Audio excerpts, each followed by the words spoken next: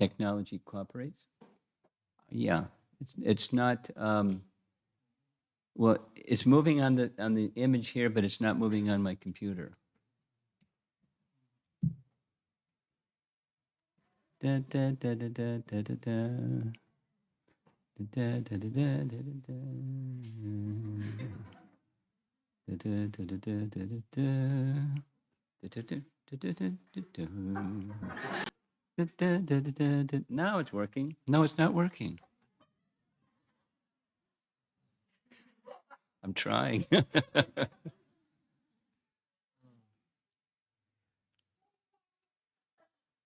Well, I don't blame you.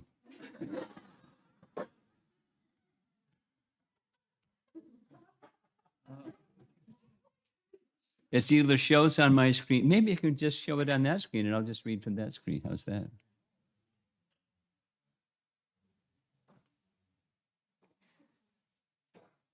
Well, okay.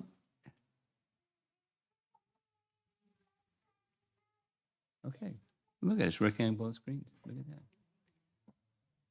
You're a magician.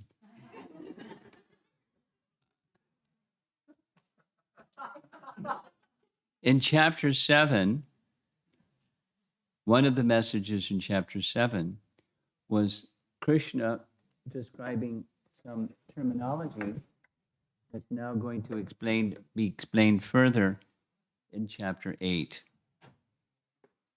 And those 6 terms, there were some questions that are going to be addressed here. It's at the very beginning of chapter 8. Here we go. What is Adhyatma? Adhyatma. What is Adhyatma? Is it the body, mind, senses, or soul? Adhyatma. Don't say the answer. Krishna's going to say the answer. Arjun's asking, what's karma or activity? Does it refer to any activity? Or does it refer to spiritual activity? Or what does karma refer to? And what is Adi Bhuta? What is Adi Daiva? Is Adi Daiva the demigods, or a demigod, or the universal form? Virat Purusha. That's 4 out of the 6. Adi Yagya. Who is to be worshipped through all yagyas or sacrifices?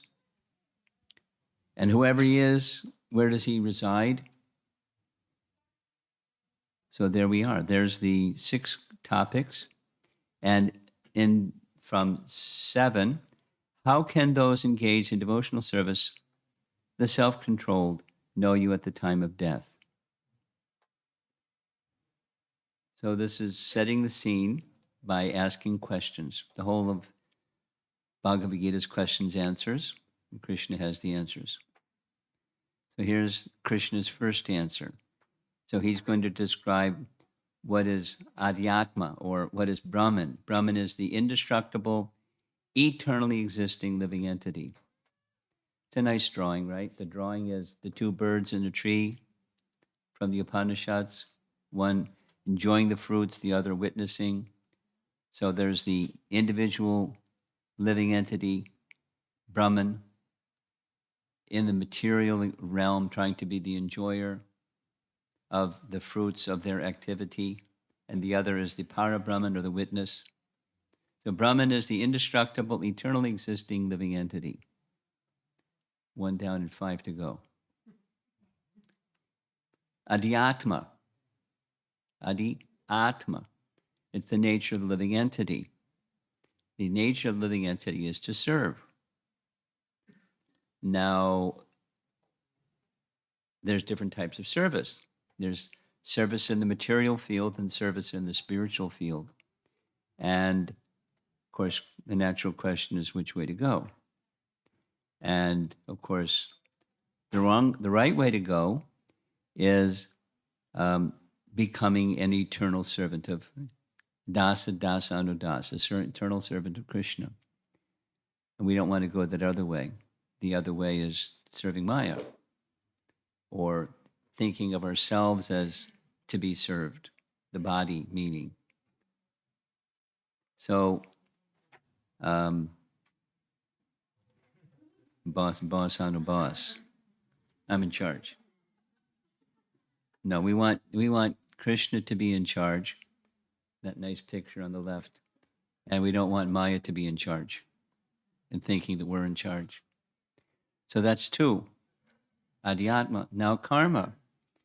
Krishna describes karma as the activity that produces reaction and thus binds a living entity to a material body. You've seen this little illustration before. Everyone has seen it. You push one domino and they go around and around and come and bang them on the head. You may not what caused the banging on the head, but it's something from the past that's caused the banging on the head. So now we have 3 down. This is just quick. Adibhuta, Adidaiva, Adiyagya. What's Adibhuta? Adibhuta is the body, material bodies of and physical nature in general, that which has a beginning and an end. See the nice little drawing on the left bottom, 2 little children, they grow up, they have romance, they get married, and then there's kaput over on the right side. So it's material bodies. Adibhuta has a beginning and an end. Adibhuta.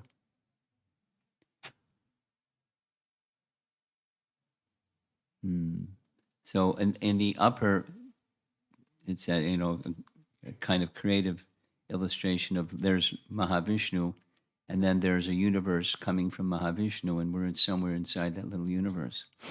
We're pretty small. Adidaiva, thus the universal form, the conception of the universal form of the Supreme Lord, which includes all the demigods, and where they reside, that's Adidaiva. Then the last of the 6, Adiyagya. Who is the Adiyagya, and where in the body does he live? That was the question. And the answer is, it's the super soul. Super soul, another name, Paramatma, he's the Adiyagya, and he's situated in the heart. And sacrifices are meant for him. Okay. Well, we've covered 4 verses already out of chapter 8. Now comes this question, how to remember Krishna at the time of death. Some of you recognize the painting that's over on the left side. That's Maharaj Parikshit, and he's being bitten by a snake bird, and his body is bursting into flame because the poison of the snake bird is so intense. But Maharaj Parikshit attained the kingdom of God because he antakale chamam eva. He remembered Krishna at the time of death. And anyone that remembers Krishna at the time of death, they attain Krishna at once. Of this there is no doubt. Okay, so how do you do that? How do you remember Krishna at the time of death? Well, you practice. So you practice now, and we're going to discuss that as the chapter unfolds, because that's one of the questions, and a very important question. Attaining the Supreme, chapter 8, right? Let's attain the Supreme by remembering Krishna. But we practice. So both the rising and the setting of the sun decrease the duration of life of everyone, except, this is Bhagavatam, except one who utilizes the time by discussing topics of the all-good personality of Godhead. It's not that people that discuss the topics of the personality of Godhead won't have a body that is terminated. All bodies are terminated. But the soul will go to Krishna, so that means eternal life and no more bodies. So the rising and the setting, the passage of time decreases duration of life, but one who passes time discussing topics of the personality Godhead enters into the realm of eternal life. And I meant to share with your mother some nice essay. I wrote it down, I just didn't send it. An essay that Rabindra Sruprabhu wrote about time, temporary time, eternal time. Let's do it quickly. Is time past, present, future, or is time eternal? Past, present, future, right? That's what we know. But really, that's a reflection of eternal time. Really, eternal time is eternal. I mean, time is eternal. Where does time begin? Where does time end? It doesn't. There's the relative force of time. I like philosophy. I'm going away from chapter 8 for a moment. Pardon me. We were having this nice discussion last couple of days. As above, so below. So in Krishna's realm, or in the abode of Mahavishnu, time is eternal.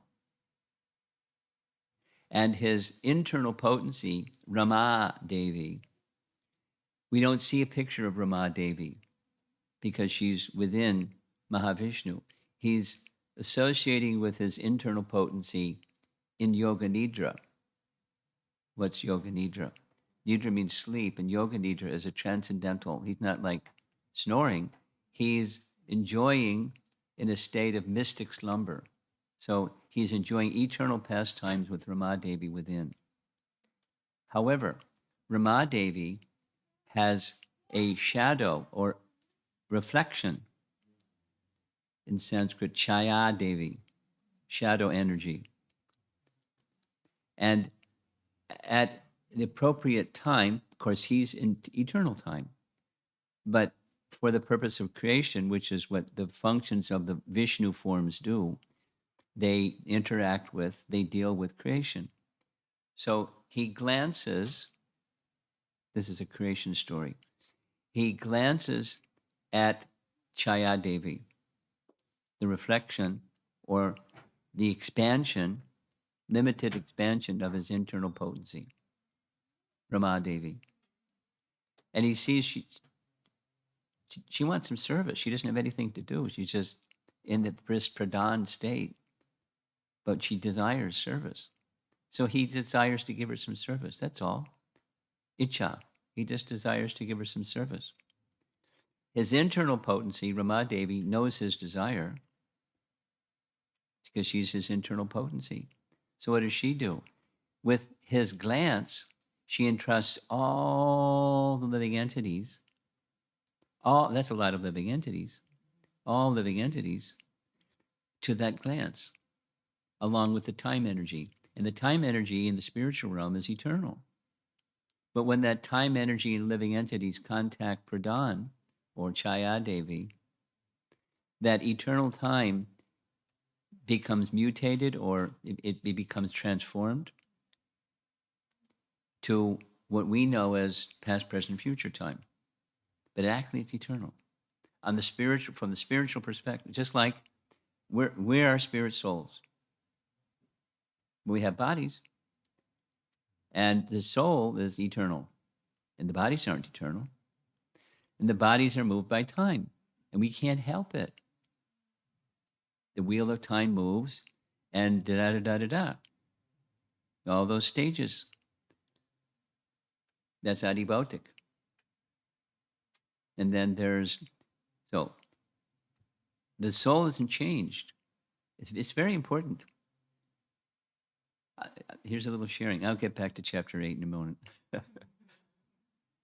I've been spending some time lately with some devotees in China to understand, to collaborate together, how to bring Bhagavad Gita's message and the Vedic paradigm into China when the government's got all kinds of stop signs up and toll bars and all kinds of things.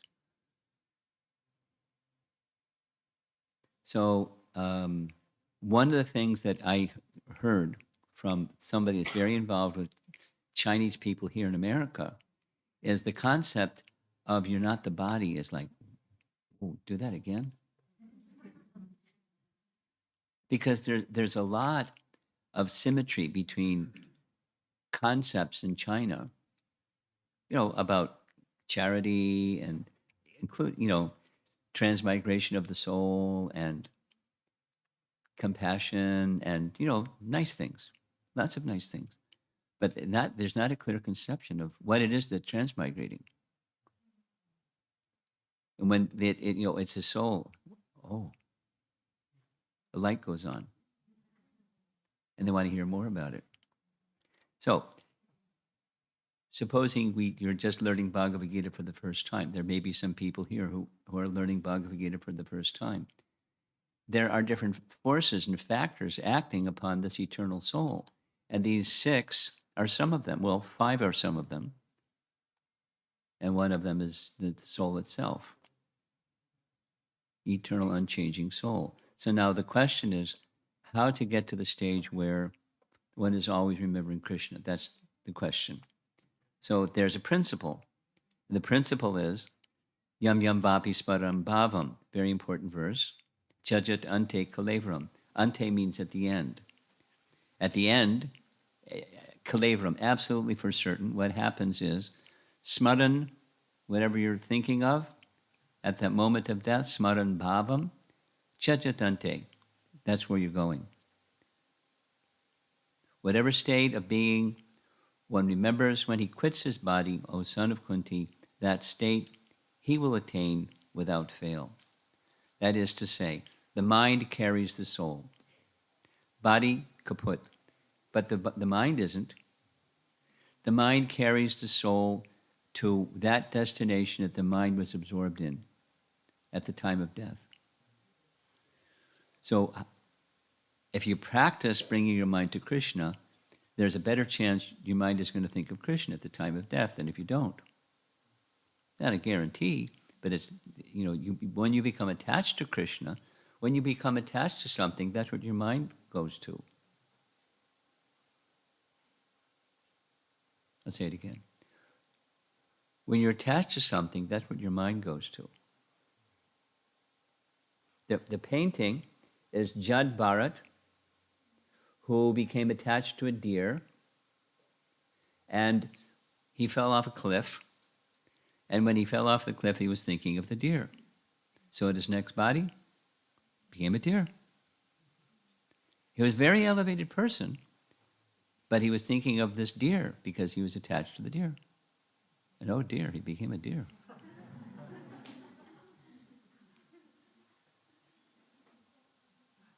I'm going to tell a story to make it, this is going to be a long class. I hope you're ready for it.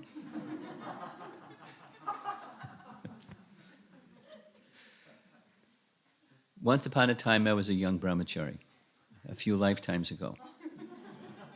And I was distributing books on a daily basis at the JFK airport in New York. And to get to JFK airport, I would take the F train to the A train to the Q10 bus to the airport, and then back. So on the way back, I had to switch from the A train to the F train. And when I got off the A train, there was, in the evening, there was a man lying on the subway platform, dying. And there was people crowded around the guy. And it was really obvious he was moaning. And, is there anything you want? I want a cigarette. Get the guy a cigarette. So, he can't even move his arms, so they had to move his arms so he could puff on the cigarette. Anything else you want? I want Susie. And he died. Because he's attached to cigarettes and attached to Susie. So, guess where he went? Cigarette Loca.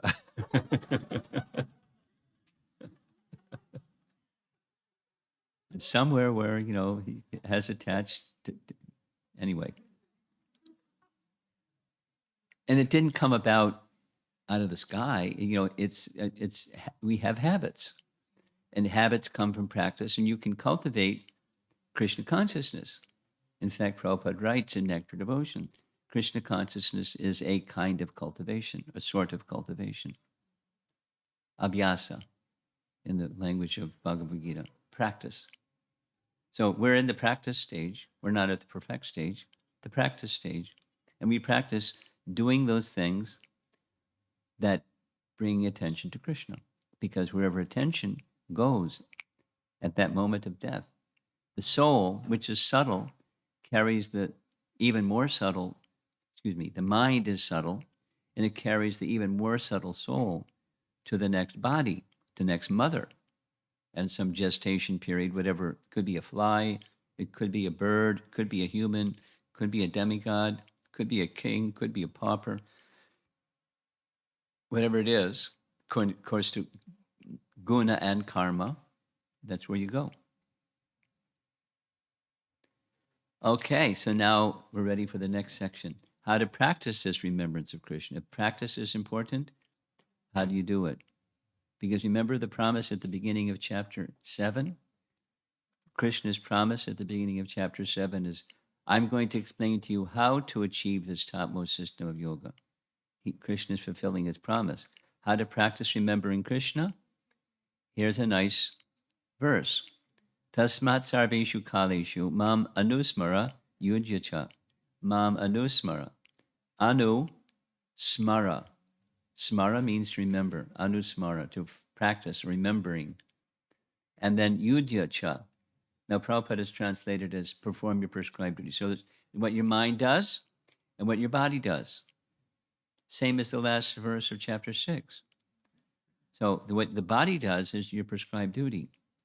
And what the mind does is think of Krishna. And you have to practice. Now, yudhya literally means fighting. But that's Arjuna's duty because he's a protector of the world, a protector of the citizens, because he's a Kshatriya. Mama nusmara yudhyacha. Therefore, Arjuna, you should always think of me in the form of Krishna and at the same time carry out your prescribed duty. In his case, it's fighting. Yudhya, protecting. With your activities dedicated to me, that's what the body does, and your mind and intelligence fixed on me, you will attain me without a doubt, which is just an extension of the previous verse. But so this is the how-to. So we are going to do something. We do something according to our nature. Some people sing, some people dance, some people do math, some people do IT, some people, do different things. So according to our nature, we do things. You do things in alignment with duties that are favorable to Krishna, with mind and intelligence directed to Krishna. And you practice that throughout your life. So what does it mean to remember Krishna and work at the same time? That's a good question. That's a common question. I'll tell you the way the common question is often asked to me. Swamiji, I have a question. What's that? I get it. Morning, evening, morning programs, japa, mangalarti, take prasadam. Then there's 9 to 5. And I just go blank. And then 5 o'clock, okay, Krishna. But what happens 9 to 5? How do you do that? That's the question. There's some nice illustrations. If you practice remembering Krishna in the morning and evening, there's a better chance you're going to remember Krishna during the day. And as you can take intervals during the day to take a little, read a verse, remember what you read in the morning, offer a prayer during your lunch break, go for a japa walk, or maybe not in the winter, but do something at intervals during the day that remind you of Krishna, and have very strong practices morning and evening. And then offer the results, because this is from earlier chapters of Bhagavad Gita, you offer the results of your work to Krishna. And you see yourself as a little emissary, a little embassy, a Krishna embassy in the workplace. You're Krishna's instrument in the workplace. Somehow, Krishna has a plan for you in the workplace or in school or whatever to remind people of Krishna. You don't know how, you don't know who, but you know your mission somehow. And if you have the somehow light on, then Krishna provides opportunities. If the light's out, even if there's an opportunity, you won't see it. But Krishna, when you have that desire, Krishna will help you. And you'll realize Krishna is very kind. Krishna is helping me. Anyway, those are some practical things. The nice paintings. The one at the bottom, right? That's a cobbler. And you see the cobbler has that picture of Krishna above. Although his occupation isn't laudable, his thought is for Krishna. So Narada Muni is asked by the cobbler, please ask my Lord when I'll return to the spiritual world, to the kingdom of God. And he comes back and says, Narayan says, you're going after this life. Oh, my Lord is so kind. And a Brahmin asked the same question. He said, many, many lives. Oh, you didn't go see Narayan. Anyway. If the heart is with Krishna, you'll remember him.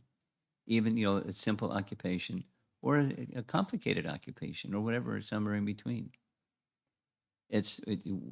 What's your mission of life? What's important to you? And if the goal is important and the means to reach the goal is clear, you make steps in that direction. Okay. This is the disposition of the Bhakti Yoga practitioner. Notice Prabhupada's in each picture here. He's showing one devotee how to cook. Then he's taking the prasad, and then he's doing his writing, and he's doing everything in service to Krishna. Mama Nusmara, go on, remembering Krishna. Yudhyacha, fight or engage in your prescribed duty for Krishna's pleasure.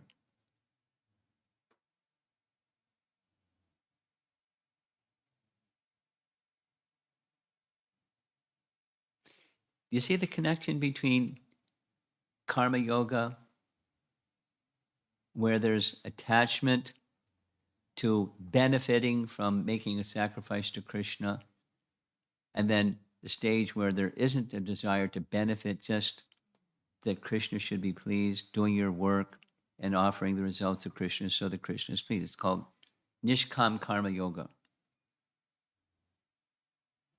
Nishkam Karma Yoga. There's a very nice story in the Bhagavatam. I'm sorry, it's going to become a long class. I've been absorbed of late in a nice passage from the Bhagavatam about King Nriga. King Nriga was, according to the Bhagavatam, he was a son of Ikshvaku. And we know Ikshvaku from Bhagavad Gita, right? Ikshvaku was the son of Vivaswan, the sun god, who taught to Vivaswata Manu. Manu taught to his son Ikshvaku. So Ikshvaku was the son of Vivaswata Manu. And Ikshvaku started the whole Surya dynasty in Ayodhya. So Ikshvaku was the son, Nriga was the son of Ikshvaku, and he was like mega charitable. Mega charitable. I mean, long description. Unlimited numbers of cows. There must have been some limit, but so many thousands, hundreds of thousands, hundreds of thousands. And he gave charity not only cows to Brahmins, he gave homes, he gave gold, he gave ornaments, he's very charitable, flawlessly charitable. And he knew what that would do. It would bring him destination in the heavenly realm. Because that's what people who are charitable commonly are thinking. You do good work, you get a good result in this life, you prosper in this life, and after this life you go to the good place. All over the world I've surveyed. It's common.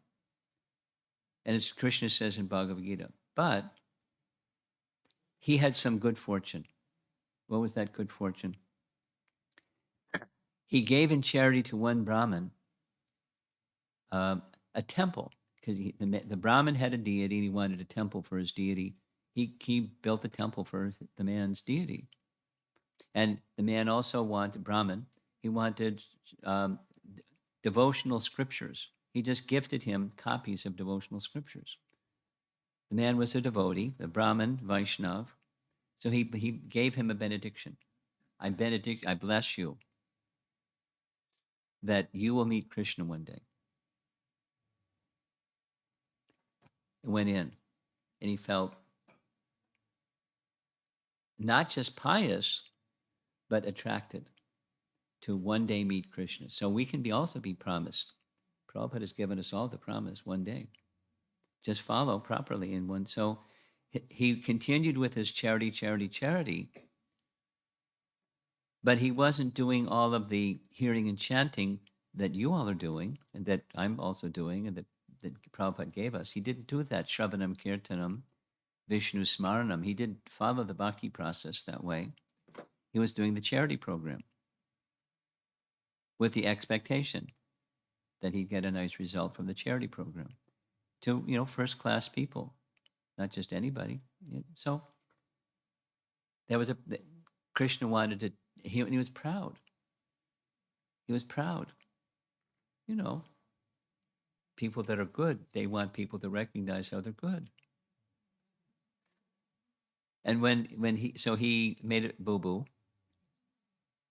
Unintentional mistake. He gave away a cow to a Brahmin. He heard it. The cow wandered back into the herd. He gave it then to another Brahmin. And they recognized, wait a minute, that's my cow. No, that's my cow. No, that's my cow. And they brought it to the king and said, hey, settle the problem.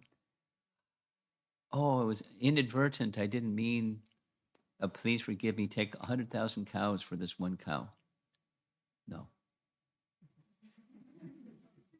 And they were insulted. Both Brahmins were insulted and went away unhappy. It's the same story as there in Ramayana, and it says the Brahmins cursed him.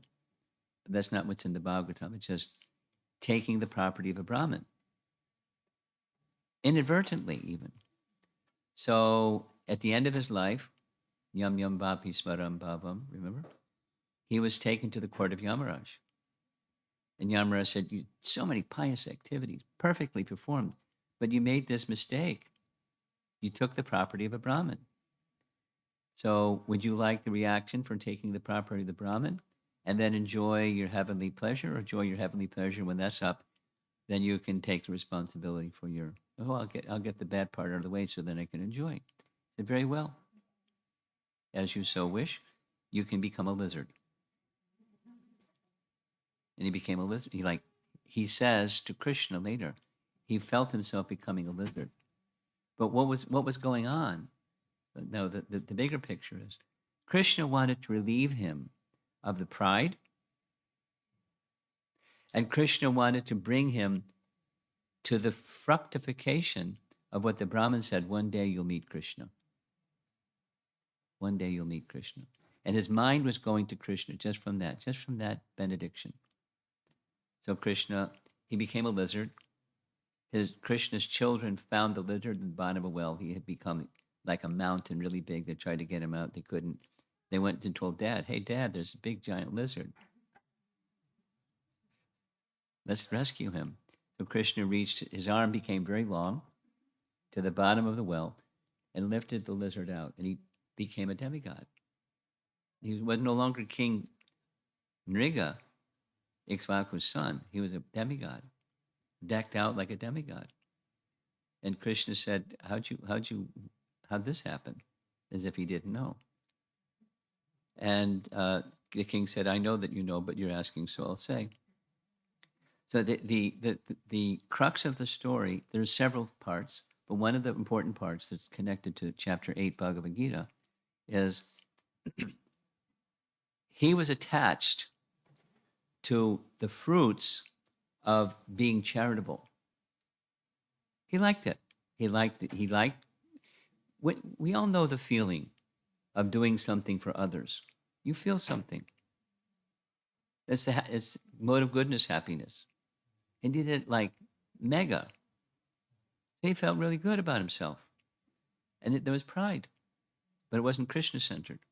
But there was some Krishna bhakti from that benediction of the Brahmin.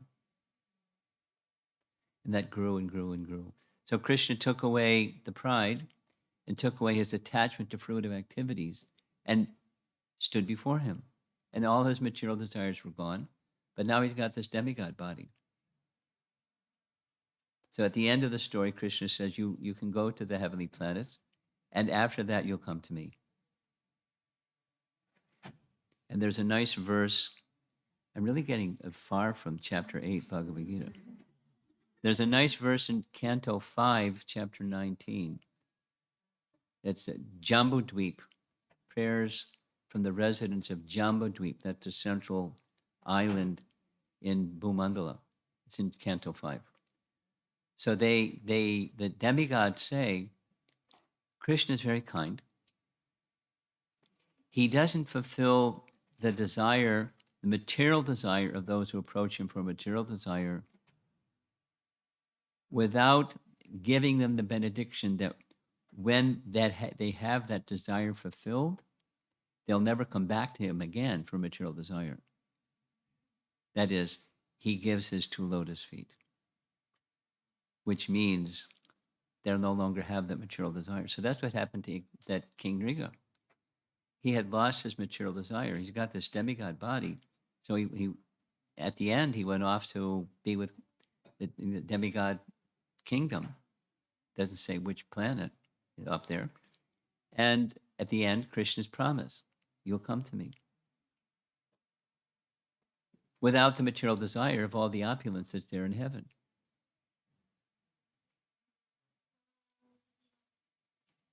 So a bhakti yogi's disposition is for Krishna's pleasure. For Krishna's pleasure. And there's a cultivation that we do at this stage. We're not King Nriga and so forth, but we're practitioners nonetheless. And the bhakti principle, the bhakti yogi's disposition, is that Krishna is to be pleased. That's at the heart of the heart of the heart of bhakti life. Krishna is to be pleased. We're not accustomed to it. We're accustomed to we're at the center. It's about our happiness, or it's self-centered. Self-realization is letting go of that and taking up another center. Okay. Then, so it's the process itself is practical. You don't have to give up your duties. You can remember, Krishna can be remembered by chanting, hearing, reading, even for a few minutes with some attention. No prior purification necessary.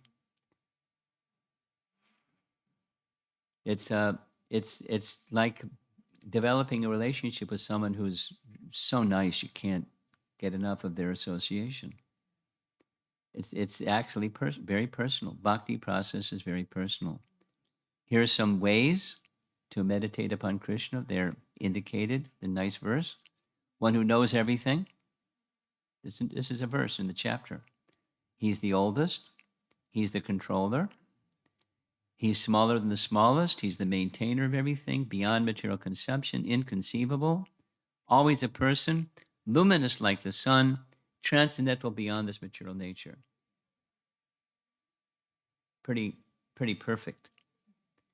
There's one sannyasi I know, Mahavishnu Goswami, who spoke on this verse for a week. This verse, it's on the board. He just went into it and into it and into it. And, he because he was into it, he carried the audience with him. And, it helps to be in association with someone that's always thinking of Krishna, to always think of Krishna. In fact, that's the best method, sadhu sangha. But it's right in Bhagavad Gita chapter 8. These are some ways. However, not everybody is always in that state. So sometimes there's mixed yoga mixed with bhakti. This is this next verse. One who at the time of death fixes his life air between the eyebrows. I can't do that. and by the strength of yoga, with an undeviating mind, engages himself in remembering the Supreme Lord in full devotion, will certainly attain the Supreme Personality of Godhead. So that's bhakti mixed with yoga, yoga mishra bhakti. So yogi fixes mind. There's, chakra meditation without going into it too much. You probably know more about it than I do. There's different chakras and people that do this particular yoga practice. When I was just kind of like a new kid to the whole yoga scene, I was cautioned about chakra meditation because it can be dangerous if you don't know what you're doing. So I kind of didn't go there. You can blow your brain out. But bhakti doesn't require that. It requires concentration, but not this particular kind. So the goal or principle of the chakra meditation, fixing the life air in between the eyebrows, is to assist the yogi to focus and fix the mind on Krishna.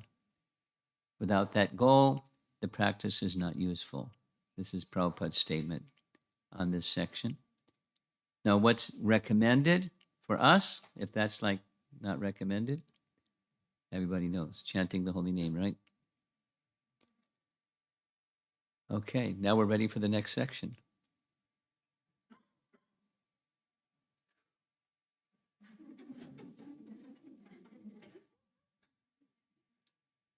Oh boy. That's 25 of 39 slides. Okay, here we go. Pure devotional service, Kevala Bhakti. This is chapter 8, Attaining the Supreme by pure devotional service. That's the best. That's what Krishna says at the end of chapter 6. So now he's going to expand on it. What is pure devotional service? Ananya Cheta. Cheta means, one of the meanings is consciousness, undivided consciousness or undivided attention, desiring only Krishna and nothing else undeviatingly, free from other things, distractions, jnana karma, hatha yoga, and satatam, or nityasahar. So it's a practice where one practices consistently, continuously. That takes mode of goodness. To do anything over, steadily over some period of time, it takes mode of goodness. So living a lifestyle that's mode of goodness is not just optional. It's gradually move in that direction.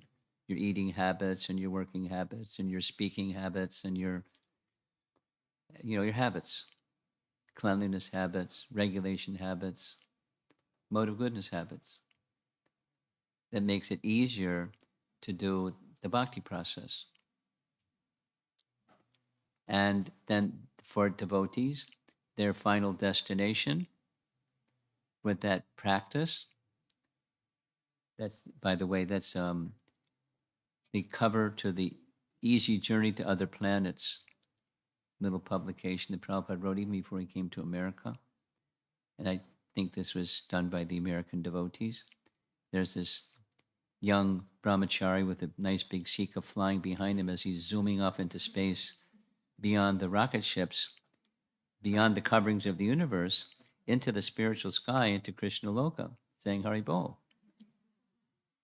That's their final destination. And it's good to be clear what the final destination is.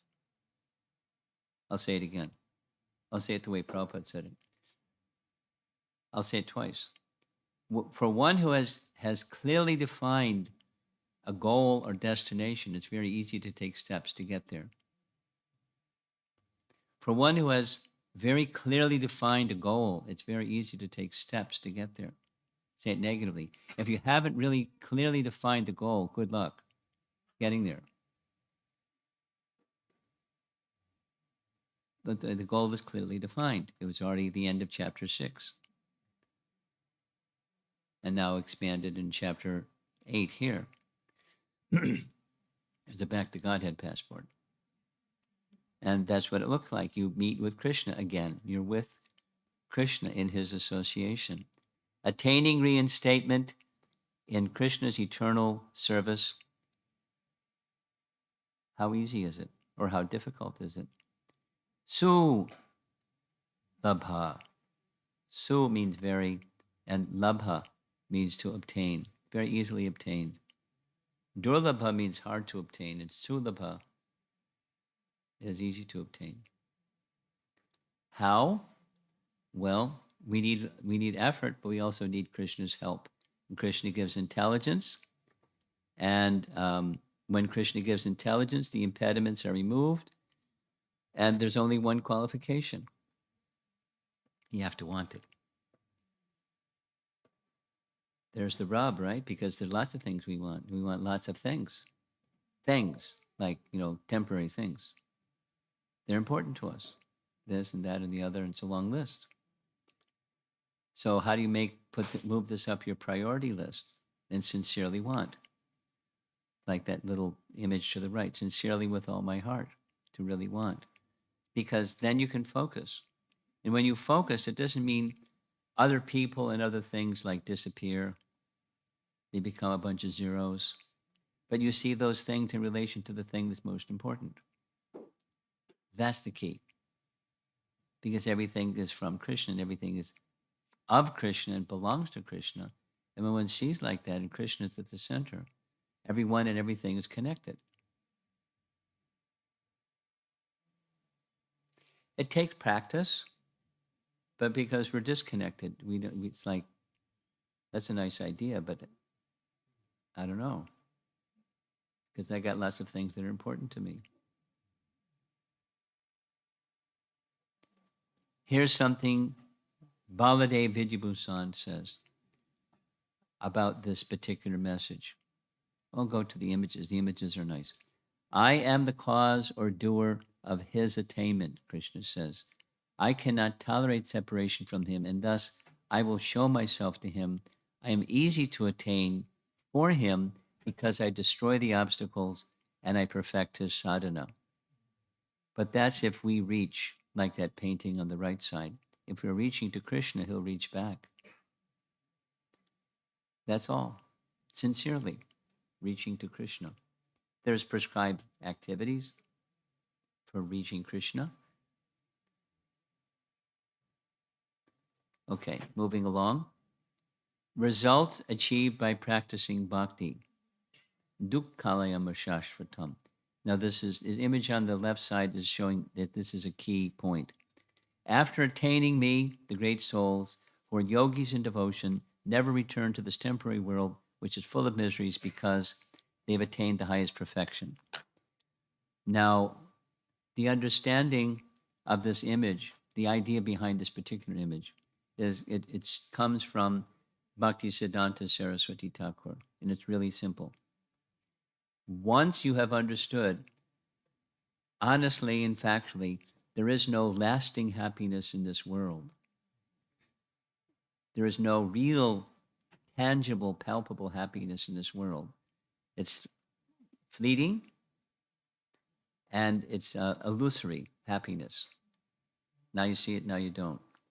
Like the rabbit in the hat. Now you see it, now you don't. Was there a rabbit? Where'd the rabbit come from? Now he's gone. It's like that. Once that is understood, then you can undeviatingly give yourself to Krishna. I'll say the same thing how Prabhupada said it. Ready? One of the essential functions of a spiritual master, or duties of a spiritual master, is to thoroughly explain and convince to his disciples the abject futility of trying to find happiness through fruitive activities. I'll say it again. One of the primary duties of a spiritual master is to thoroughly instruct his disciple the abject futility of trying to find happiness through fruitive activities. Or as they say, there's no cheese down that hole. There's no happiness there. Now, we do stuff, but what's the purpose of the stuff? Is it the happiness of getting something, or is it something? Is it pleasing Krishna? And that's the yoga system. The topmost yoga system is the Bhakti yoga system. The material world has its miseries.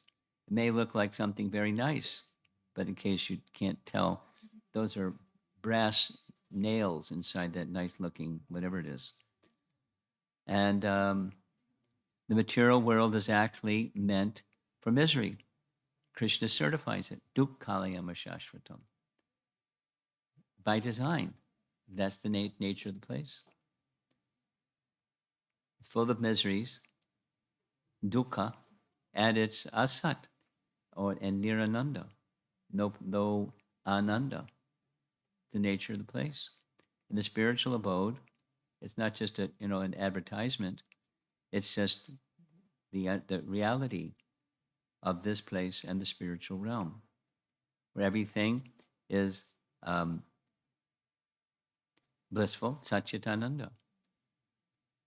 But to reach there is beyond material perception, and therefore it has to be experienced at the soul level, whether it's chanting or acts of charity, acts of kindness to another, or whatever are the devotional activities that you do in your life. Now there's a little recording. Is this going to work? He's got one of his toys. Look at this.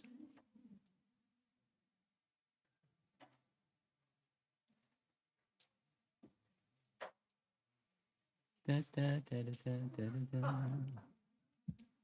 No, you got to go on this side. You got to go on this side. You got to go on this side. It's over on this side. Oh, you don't? Okay.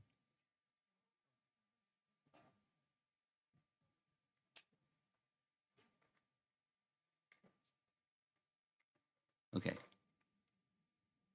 I hope it works now.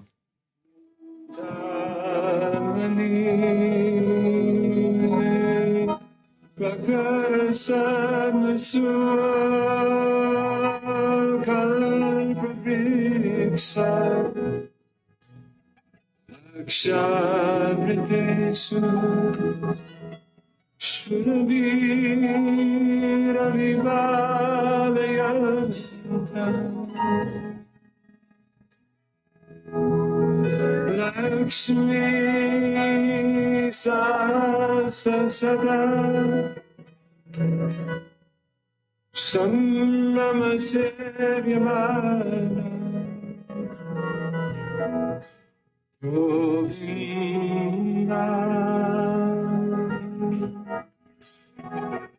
Hari Purusham Tamaham Bhajami.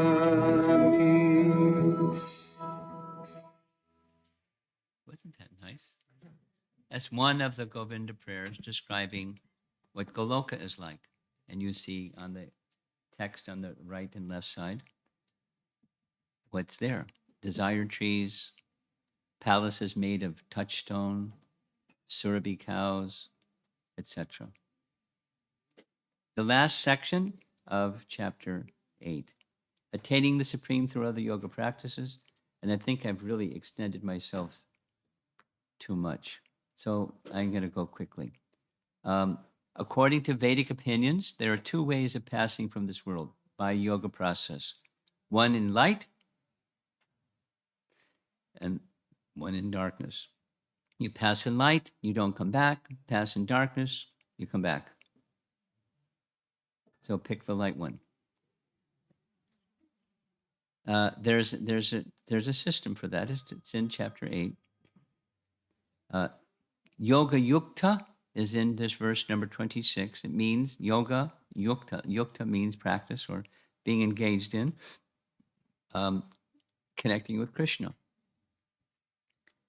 And devotees don't have to worry about these light and dark paths because if you remember Krishna, that's where you're going, whether it's light or dark, whether it's this or that.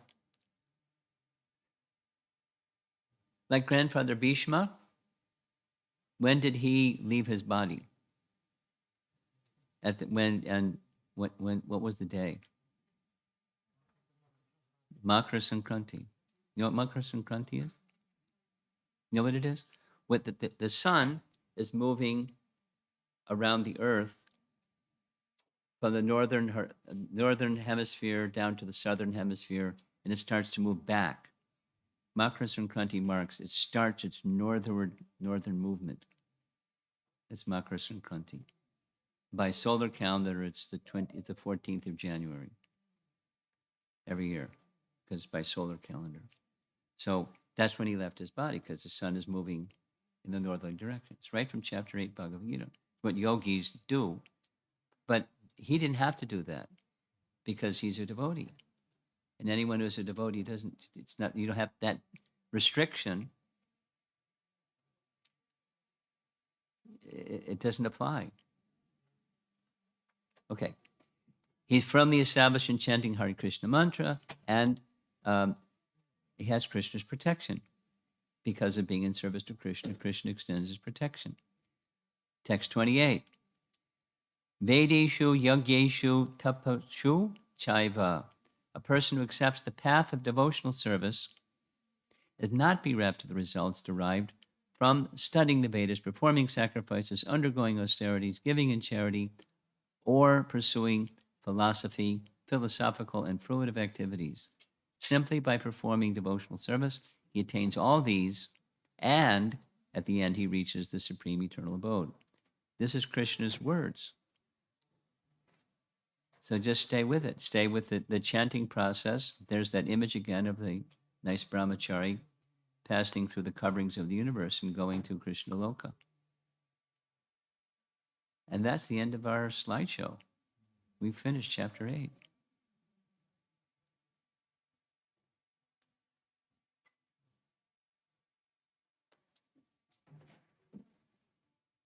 You've been a very patient audience. Thank you. Any discussion? Any thoughts you'd like to share on what we've been presenting here, or comments, questions, anything? Complaints?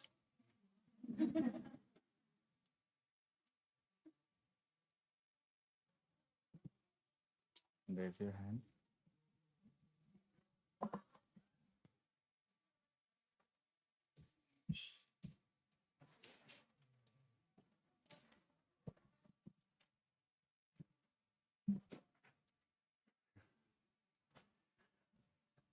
This very enlivening presentation. I was trying to make up for the technology not working at the beginning. So Maharaj, some things were just connecting for me as, you're going through the prayers of Brahma during your stay here. And this verse in the Gita that Krishna is speaking, that Mama Nusmara Yudhyacha, is very similar to the message that Brahma speaks in his prayers, Tani Sthita Shrutigata. Yeah, yes. And then we also see very repeatedly in the Bhagavatam. In fact, just today I was reading this verse that speaks, it's the last verse of the 10th canto, which says, and it's related to I wondered why you were reaching in your pocket. So this is the last verse of the 10th canto. I got it, yeah. He says, by regularly hearing, chanting, and meditating on the beautiful topics of Lord Mukunda with ever-increasing sincerity, a mortal being will attain the divine kingdom of the Lord, where the inviolable power of death holds no sway. So time doesn't impact the spiritual realm. For this purpose, many persons, including great kings, like Arjuna, abandoned their mundane homes and took to the forest. And so we see this repeated message in the Bhagavatam. Even Prahlad Maharaj tells Hiranyakashipu, get out and go to the forest. And it's this repeated message. So there's a stage, or how I marry the two messages together of Sthani Sthita and go to the forest is, there's a stage of life when that is appropriate, and all the while Sthani Sthita, or staying in one's position, there's that hankering for deepening one's meditation on Krishna. and when the stage is appropriate to then to be able to transition to something like that. Anyway, I want to hear some of your response to how I sort of synthesize these messages. Well, the go to the forest, quote unquote, is a principle and not necessarily go to the forest literally. I mean, I'm saying that because it needs clarification. And there's a stage of life in the social structure. It's vana prastha. Vana means forest. So going to the forest, vana prastha. But someone asked me, a nice man, a Sindhi man, asked me, now that I'm X years old, what's recommended for vanaprastha? And I pointed to the seventh canto, and it's all about, going to the forest, wear tree bark, and, breathe every third day and things like that. So it's a principle that may not necessarily literally mean go to the forest, but it means detach from the senses, withdraw the senses from worldly involvements and the comforts and the complications that go with it. There's a stage of life for that, and that stage of life is best fulfilled by inward cultivation. And when that inward cultivation takes place, then it's simply a matter of increasing hearing and chanting. And, that's something that our devotee community members, as our devotee community members get older and their children become what often happens, they finish their education, they go off, get a job, they get married and start doing the family thing. So then what's mom and dad supposed to do? Become grandparents and babysitters? That's often what happens. But, there may be some other where the focus shifts to stronger hearing and chanting activities, because those that go to the forest, they have no worldly obligations anymore. So without the worldly obligations, for us, it's increasing preaching, increasing hearing and chanting, and dedicating oneself to those activities. Of course, going to holy places, etc. Just a shift of focus. It doesn't have to be abrupt, but a shift of focus. I mean, I'm giving you an answer that it's not the only answer, but it's an answer. Because during this, the previous weekend, here it's been Brahma's prayers. Previous weekend, it was the 6 Goswamis. And there was a lot of emphasis on the 6 Goswamis doing intense vratas. Like, intense. So someone asked a question. I sometimes think it would help me spiritually if I did some intense vrata. What do you think? So my answer was like the answer I just gave you. It's the art, for us, practically speaking, it's to, take the regulations that we do seriously, spiritual regulations, and then the dedication of our work, our activities, whether it's family, job, community, whatever it is, take it to heart that it's meant for offering to Krishna.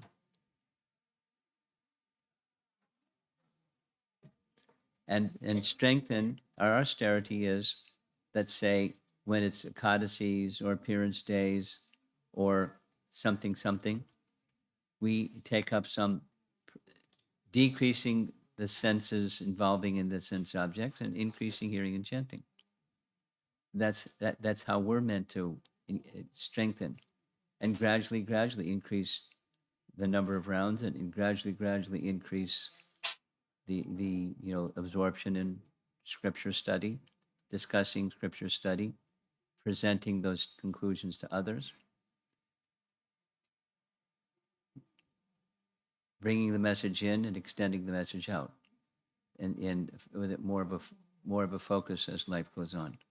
And that's our austerity, our tapasya.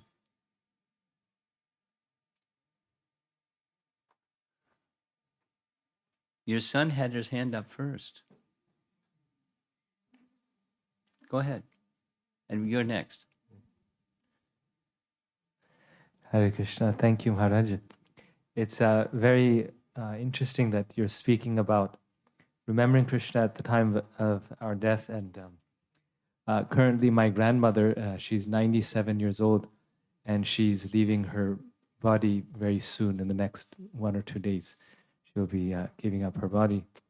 And the question that I had in this regard is that many devotees may not be conscious while they leave, or maybe partially conscious.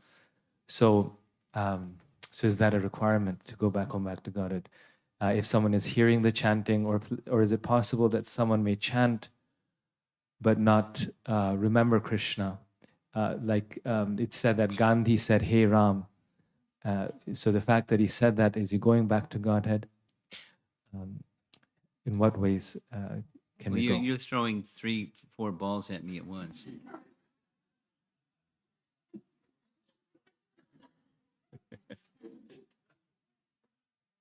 I don't know where Gandhi went after his life.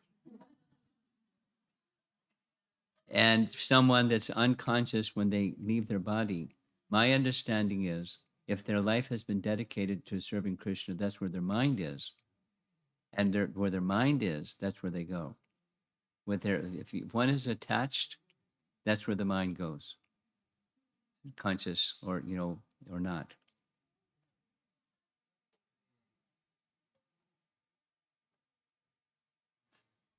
So your 97-year-old grandmother, I'll take a guess from your family. Likely she's had a life of devotion, and likely with that life of, so that's, at least that's what we can do, live our life in devotion. However many years we live, when that time comes, our thought is with Krishna. And we practice like that. And it's a matter of the heart, not just a matter of the mouth.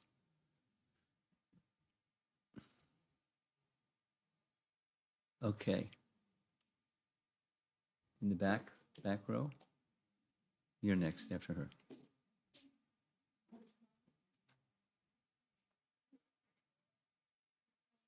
Thank you, Maharaj, for such a absolutely stunning class. I just had a realization that, how King Nriga was such a charitable person, and how Krishna, to bring him closer to him, he had him turn into a lizard and gave him his mercy. Similarly, Chitraketu, he became king of the Vidyadharas, but then Krishna had him take the form of a Vitasura and hastened his return. So I was just thinking that What's going to happen to you, huh? Get Krishna's mercy, and Yeah, it's just his mercy is so stunning, it's so amazing. But my question is that in the case of Chitraketu, how was it? He was hearing the knowledge that was given by Narad Muni. How is it that he went to Vidyadharas? Instead of, why did Krishna have to purify him? I think you have to ask Krishna. Yeah. It could be many things, but it could be that Krishna had some plan for him. It could be that Krishna had some plan for him. So here's one for you. With Muchukunda, King Nriga started really eagerly anticipating meeting Krishna because a Brahmin told him, one day you're going to meet Krishna. And that's what happened to Muchukunda. Muchukunda was told by Gargamuni, one day you're going to see Krishna. So he was, I want to see Krishna.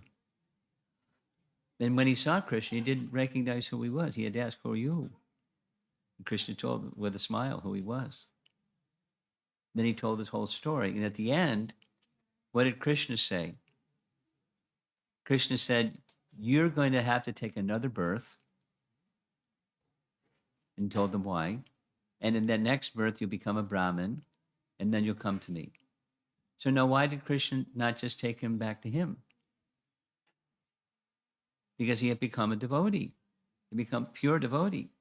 And there's no reaction for his past activities. You become a pure devotee.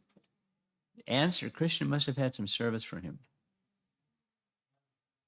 That didn't say what that service was. But Krishna can do things like that, including, becoming the king of Vidyadhara Loka. He wasn't just a resident, he was a king. But he had some service for him. And that service was, doing what happened. And he was just whatever Krishna wants. Literally. And that's what Lord Shiva said about him. Just see Parvati. Just see. His consciousness is so fixed. Go here, go there, go anywhere, and it doesn't change his position of being fixed. He wanted to show Krishna, one service was that one. You become a demon, and he's fixed. He became a demon, and he was fixed. He didn't lose his fixed consciousness. And that's something that King Nriga says too. Despite becoming a lizard, I didn't forget my previous life as a king. And now that I'm in the body of a demigod, I don't forget either past, the king Nriga or the lizard body. And here I am a demigod now. And I haven't forgotten. Because of fixed consciousness. And then some service. So who knows what Nriga's service was in the heavenly planets? Some service, for sure. And he was free from material desire.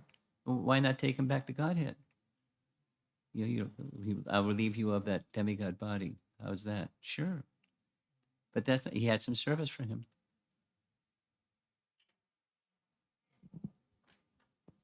It seems, Maharaj, that when somebody is so much in the mode of goodness, like charity and these things, Krishna somehow pulls him up Yes. to the transcendental level. Yes. It's always Yes. happening. But he was like that. attached to that.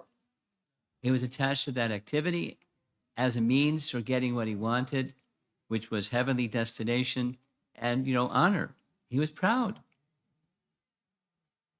The first thing when, who are you? You must have heard about me. When you heard all the recitation of great kings that gave charity, I'm one of those guys, right? He was proud. He was proud. Even after being a lizard for so long. And Krishna relieved him of all of that. Krishna doesn't like pride. Okay. This is our second to the last, and then our last, and then we're done. Thank you, Maharaj. Hare Krishna. Hare Please accept Krishna. my humble obeisances. All glories to Srila Prabhupada. Maharaj, very, very beautiful lecture and class as always. One question that I have, about how to always remember Krishna. You said if our chanting in the morning and hearing in the evening is very attentive, then automatically, naturally, we will remember Krishna throughout the day between the 9 to 5, whenever we're working and whatnot. So my question is, I think practically, I can understand when I'm working, giving charity to, for temple is one practical way I can, give back something or, but what is another practical way that I can really imbibe Krishna consciousness and Well, it's very throughout simple. my day? I mean, it's just an internal adjustment. Okay, so your paycheck comes, and now you're going to write your car payment and your electrical bill payment and your mortgage payment, and you do those same things with the understanding that this is for Krishna. And then for chanting, I know I've always heard that you should always chant more and more and you should have the yearning to chant more and more. Yes, I do have the yearning to chant more and more, but on the beads, I can only do 16 on the beads because Good for I have you. to start Don't worry. start work and everything, right? Don't But worry. again, on other days, like Ekadashi or something, I try to do more even after. Good. But that is just on Ekadashi. Should I be also? I mean, I try to do hearing more on the other days. It's okay. Is okay. The increasing hearing and chanting, it's not like a rigid. Some people like chanting, some people like hearing, some people like both. Some people have a hard time chanting. But, so whatever works for you. Increase on the Shravanam Kirtanam. Take your pick and, and try to do both. Don't be flexible. Be a little on the spontaneous side with what works best for you. Chanting is most important, but some people are particularly inclined to reading, and that's fine. Okay. Thank you so much, Maharaj. Hare Krishna. Last question. Sorry for the how-to question, Maharaj. Okay. Oh, you know But the answer before you even ask your question. Go ahead. with what little progress we make sometimes in spiritual life, the tendency for pride of your own advancement or quote unquote advancement in spiritual life tends to pull up, sort of like with King Nriga with his charitability. But I feel like it's harder for me to find an answer because the process is what is like my own like anarthas with my doing the process. The bhakti process is what adds to the pride. So do I just continue on the Yes. process and pray to Krishna? Yes. Okay. I mean, the anartha nivritti comes as a byproduct of bhajana kriya. And it's good, well, because of doing bhajana kriya nicely, one becomes more aware of the anarthas than one was aware before bhajana kriya, before devotional practice. And when you become more aware, don't become obsessive. Don't become obsessive about anartha removal. Recognize that the bhajana, the bhakti process will give you the strength, clarity, and sense of purpose that just doesn't belong. That's one of the best ways to begin the anartha nivritti process. Now, there may be the more stubborn anarthas, but again, the best method is the strength of bhakti, then you can relieve yourself of those unwanted things. And bhakti process will help you. That happens naturally. Okay, I think I've gone way past my time. It's an hour and a half. There's some people still left in the room. It's like really nice. Srila Prabhupada ki jai.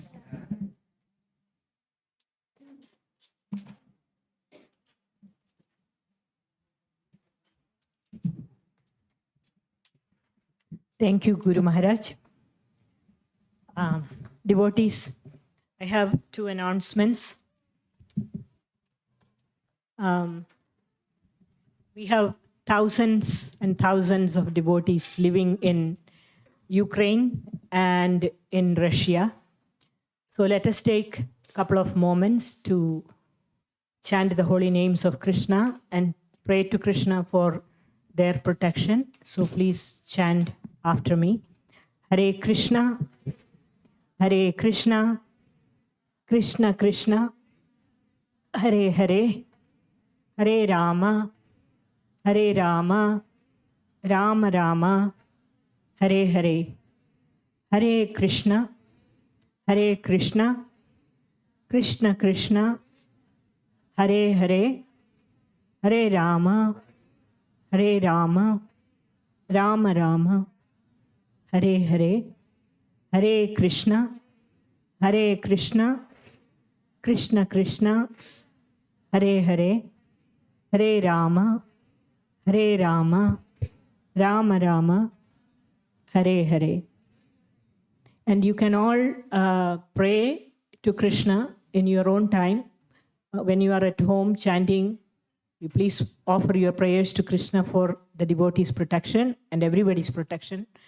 And in the night, we have kirtan here afterwards.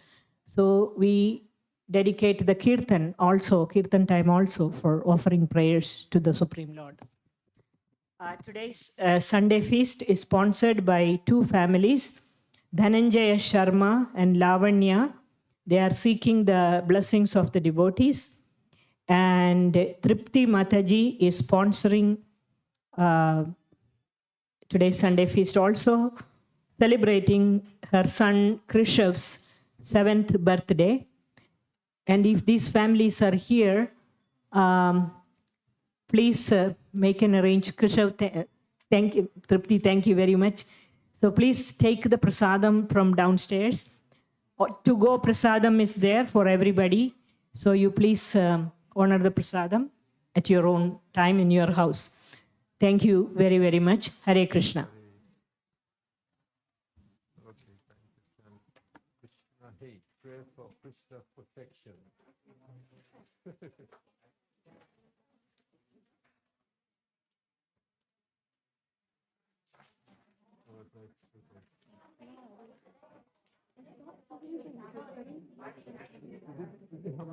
Just something?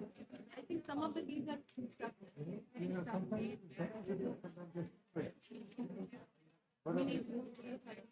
No, I mean, without. Okay, we need a room here.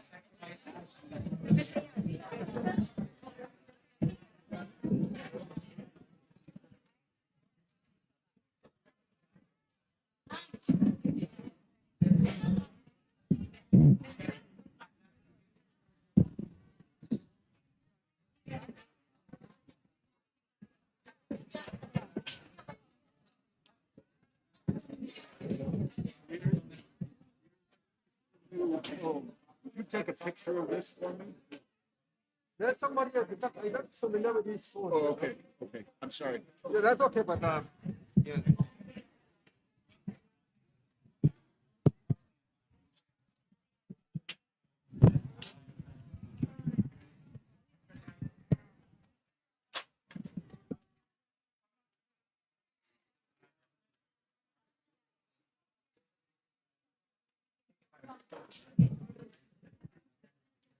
Hare.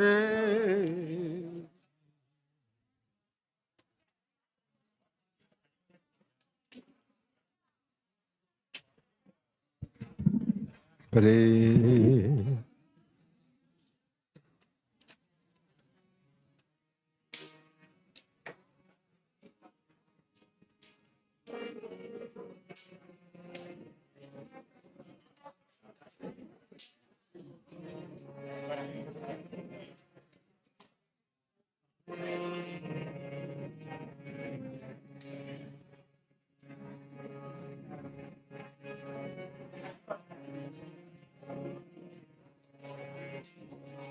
Krishna, Krishna, Krishna, Krishna, Krishna, Krishna, Krishna, Hey. Krishna, Krishna, Krishna, Krishna, Krishna, Krishna, Krishna, Hey. Krishna, Krishna, Krishna, Krishna, Krishna, Krishna Rakshamam. Krishna Krishna Krishna Krishna Krishna Krishna Pahima. Rama Raghava Rama Raghava Rama Raghava Rakshaman. Krishna Keshava Krishna Keshava Krishna Keshava Pahima. Rama Raghava Rama Raghava Rama Raghava Rakshaman. Krishna Keshava Krishna Keshava Krishna Keshava Pahima. Hare Krishna Hare Krishna Krishna Krishna Hare Hare Hare Rama Hare Rama Rama Rama Hare Hare Hare Krishna Hare Krishna Krishna Krishna Hare Hare Hare Rama Hare Rama Rama Rama Hare Hare Hare Krishna Hare Krishna Krishna Krishna Hare Hare Hare Rama Hare Rama. Quiet.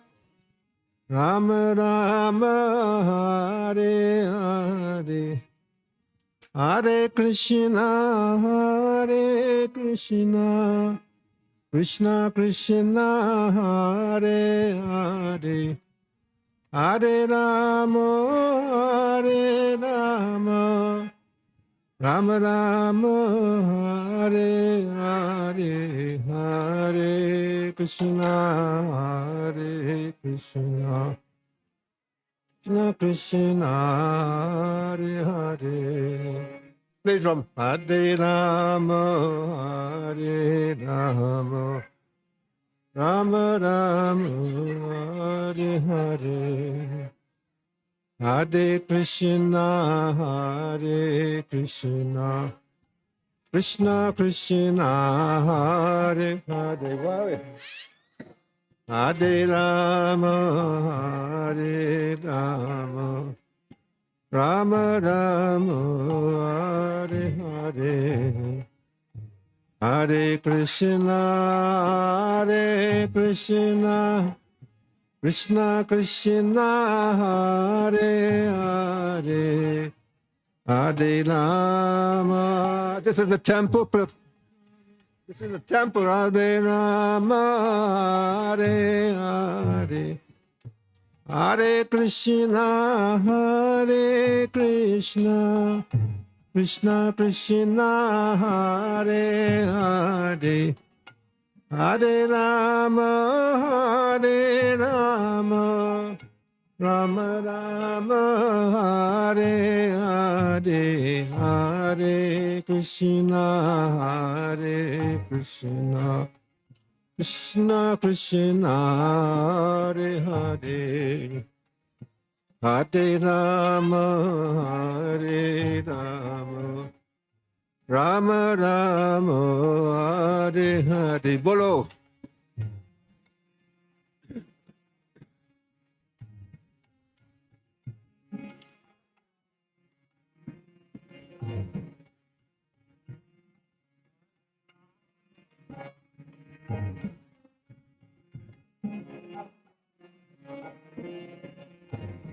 Hare Krishna